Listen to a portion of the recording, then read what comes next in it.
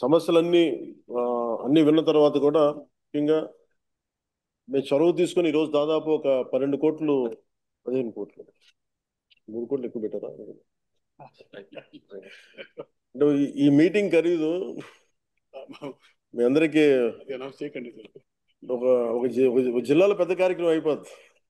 కానీ మన పంచాయతీ మీద ఎంత అంటే మీరు ఇంత ప్రేమగా వచ్చారు, అందుకని ఆ 12 కోట్లు నుంచి ఒక 15 కోట్ల రూపాయలు, ఆ 15 కోట్లు ఓవరాల్ గా మీరు అడిగిన పనులన్నిటికీ కూడా కలిపి ఆ గ్రామ అభివృద్ధి పనుల కొరకు 15 కోట్లు మంజూరు చేయడం జరిగింది. మీరు అడిగిన ప్రతిదానికి ముందుకు తీసుకెళ్తా ఉన్నాం. దీంట్లో 14 సిసి రోడ్లు, 4 drains, dhobi ghat, bus shelter, school compound wall, tank పునరుద్ధరణ, నీటి కాలువల డీసిల్టింగ్, 2 శ్మశాన వాటికలో సదుపాయాలు, మరి ఇవన్నీ మీరు చెప్పిన అన్నిటికీ 15 కోట్లు మనకి మీకు మంజూరు చేస్తున్నాం. దీనికి గౌరవ మంత్రివర్యులు అచ్చెన్నాయుడు గారికి మనస్ఫూర్తిగా ధన్యవాదాలు తెలుపుకుంటా ఉన్నాం. అలాగే అధికారులు అందరికీ కూడా పేరు పేరున ధన్యవాదాలు తెలుపుకుంటాను. ఈ కార్యక్రమంలో పాల్గొన్న కింజరపు అచ్చెన్నాయుడు గారికి, టెక్కలి శాసనసభ్యులు, గౌరవ మంత్రివర్యులు, అలాగే పంచాయతీరాజ్ మరియు గ్రామీణాభివృద్ధి శాఖ ప్రిన్సిపల్ సెక్రటరీ శ్రీ శశిభూషణ్ గారి సార్ కూడా మనస్ఫూర్తిగా నా ధన్యవాదాలు తెలుపుతా ఉన్నాను. అలాగే శ్రీకాకుళం జిల్లా కలెక్టర్ శ్రీ స్వప్నిల్ దినకర్ పుణ్కర్ గారికి కూడా నా ప్రత్యేక ధన్యవాదాలు. అలాగే పంచాయతీరాజ్ కమిషనర్ శ్రీ కృష్ణతేజ గారికి, అలాగే ముత్యాల రాజు గారు, AP state institute for rural development, వారికి నా కృతజ్ఞతలు తెలియజేస్తున్నాను. శ్రీ షణ్ముఖ్ కుమార్ గారికి, ఉపాధి హామీ పథకం సంచాలకులు, Swachhandhra corporation managing director Shri Anil Kumar Reddy గారికి, ఇంజనీరింగ్ ఇన్ చీఫ్ పంచాయతీరాజ్ శాఖ బాలు నాయక్ గారికి, ఇంజనీరింగ్ చీఫ్ గ్రామీణ నీటి సరఫరా శాఖ శ్రీమతి గాయత్రి గారికి, రాయవలస గ్రామ సర్పంచ్ సరళన్న బాలకృష్ణ గారికి, సో వారికి నా నమస్కారాలు తెలియజేయండి. డబ్బులు ఇవ్వగలిగాం, కానీ నేను మీ నుంచి ప్రత్యేకించి ఈరోజు కోరుకుంటుంది, మన ఊరు అభివృద్ధి చెందాలంటే ఇప్పుడు మనం రోడ్లు కట్టగలం, లేదంటే కాంపౌండ్ వాల్ కట్టగలం, కానీ ఆకతాయిల్ని నిలువరించాలంటే మీరు బాధ్యత తీసుకొని మీరందరూ ఊరి నుంచి ఏకతాటిపైన గట్టిగా గొంతు ఎత్తకపోతే అది తప్పదు. అంటే నేను నా ఉద్దేశం ఏంటంటే, మీరు రోడ్లు కట్టిన మన వాళ్ళు కాంపౌండ్ వాళ్ళు కట్టినంత మాత్రం ఆకతాయిలు ఏం మారరు. అంటే స్కూల్ వైపు చూడాలంటే, భయపడాలంటే మీరు అందరూ ఏకతాటిపైన ఇర్రెస్పెక్ట్ ఆఫ్ పొలిటికల్ పార్టీస్, మీరు కొంతమంది వైసీపీ ఉండొచ్చు, టీడీపీ ఉండొచ్చు, జనసేన ఉండొచ్చు, ఇంకే పార్టీ అయినా కావచ్చు, బీజేపీ ఉండొచ్చు, ఎవరైనా ఉండొచ్చు, కానీ ఇర్రెస్పెక్ట్ ఆఫ్ పార్టీస్, బట్ గ్రామానికి దగ్గరికి వచ్చేటప్పటికి మీరందరూ ఏకతాటిపైన ఉండటం అవసరం. ముఖ్యంగా స్కూల్ పిల్లలకు సంబంధించి కానీ, గ్రామ ఉమ్మడి ఆస్తుల మీద కానీ మనందరం ఏకాభిప్రాయంతో ఉండాలని మనస్ఫూర్తిగా కోరుకుంటూ, అలాగే పిల్లలు రోజు బడికి వెళ్తున్నారా లేదా అనే విషయాన్ని కూడా తల్లిదండ్రులు, గ్రామ పెద్దలు కూడా చూసుకోవాలి. విద్య అనేది ఇందాక మన జగదీశ్వర్ గారు మాట్లాడుతా మన ఎడ్యుకేషన్ గురించి చాలా గొప్పగా చెప్పారు. అందువల్ల విద్య అనేది మనం పిల్లలకి ఇవ్వగలిగితే అది విలువైన ఆస్తి. అందుకని అది కూడా మీ దృష్టికి తీసుకొస్తా ఉన్నాను.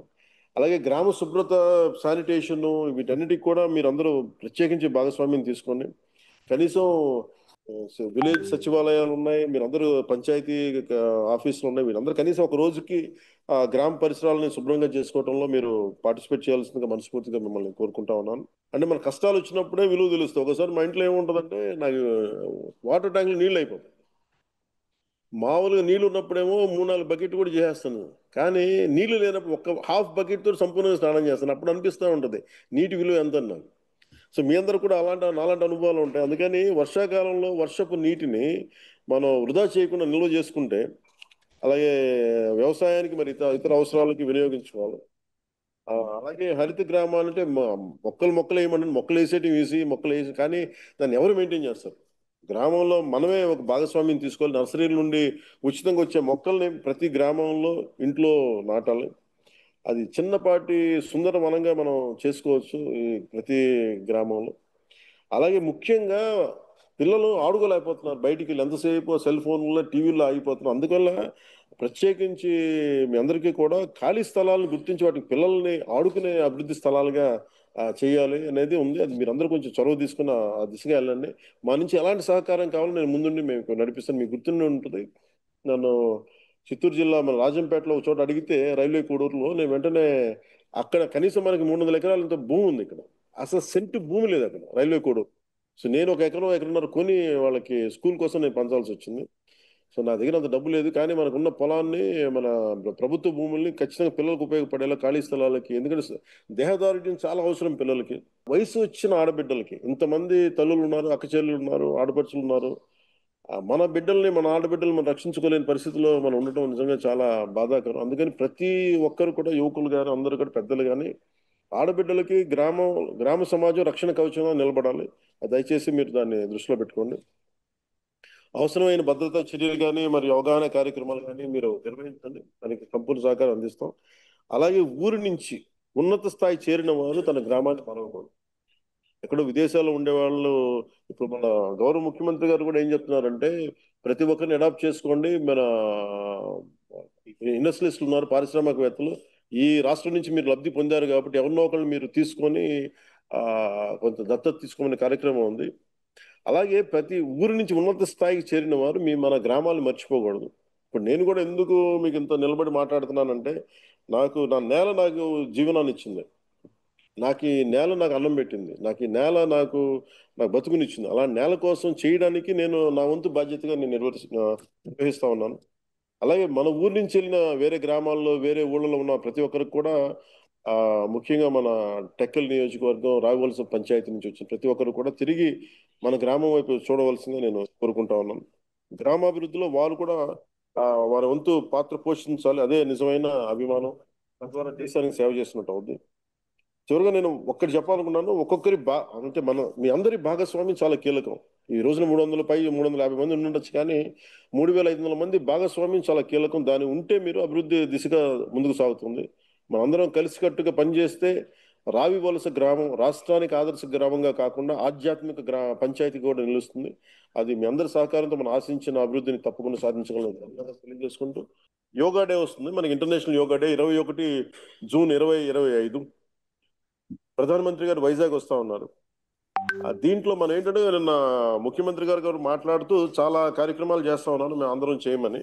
సో మనం 25వ రోజున మీరు కూడా పిల్లలు కానీ మీరు కానీ, అంటే నేను అడిగాను మొన్న ముఖ్యమంత్రి గారిని, అడుగుతూ ఉంటే ఆసనాలు అంటే ఇప్పుడు నా దగ్గర వక్రాసనం, చక్రాసనాలు చేయాలంటే మా అందరికి నడువులు పోయినాయి కదా, ఎలా చేయాలంటే లేదు లేదు, దాని గురించి ప్రత్యేకమైన ఆసనాలు ఉన్నాయి. సో అలాగే మనం కూడా ఎంతసేపు టీవీలో కూర్చొని అలసిపోయి మనం కూడా కొంచెం ఒళ్ళు కొంచెం వంచితే మంచిగా ఉంటుంది మనకి. అలాగే మనం ఎంతవరకు అయితే వంచగలం, మన వెన్నెముకను ఎంతవరకు వంచగలం, ఎంతవరకు సుఖంగా కూర్చోగలము, ఆ పద్ధతిలో యోగా పద్ధతులు ఉన్నాయి. సో మనందరం కూర్చొని మీరు కూడా దాంట్లో పాల్గొనవలసిందిగా కోరుకుంటూ, అలాగే కలెక్టర్ గారికి కూడా ప్రత్యేకించి స్కూల్ పిల్లల చేత, యువకుల చేత make sure that you participate on yoga day, international yoga day. అందుకని ఒకసారి మీ అందరికీ తెలియజేసుకున్నాను. ఒకసారి మరోమారు రావివలస పంచాయతీ ప్రజలందరికీ కూడా మనస్ఫూర్తిగా ధన్యవాదాలు తెలుపుకుంటూ, వచ్చిన ఆడపడుచులకి, అక్క చెల్లెలకి, పెద్దలకి, మేధావులకి అందరికీ ధన్యవాదాలు తెలుపుకుంటూ సెలవు తీసుకున్నాను.